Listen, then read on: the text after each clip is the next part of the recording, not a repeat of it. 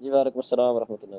بھائی جو آپ نے صورت ذکر کی ہے کہ اتنے پیسے انویسٹ کریں تو اتنے پیسے دیں گے، یہ کاروبار کی صورت نہیں ہے، یہ سود کی صورت ہوتی ہے۔ سود میں یہ چیزیں فکس ہوتی ہیں کہ اتنے پہ اتنا ہی ملے گا۔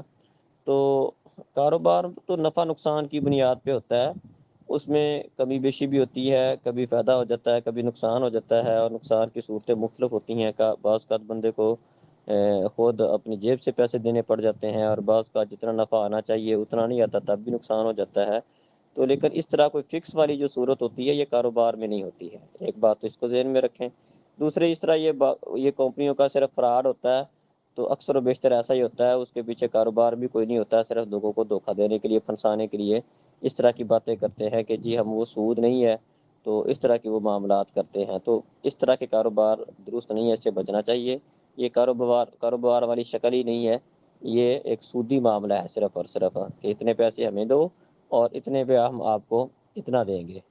تو کاروبار میں ایسا نہیں ہوتا ہے، کاروبار نفع نقصان کی شراکت پہ ہوتا ہے۔ السلام علیکم۔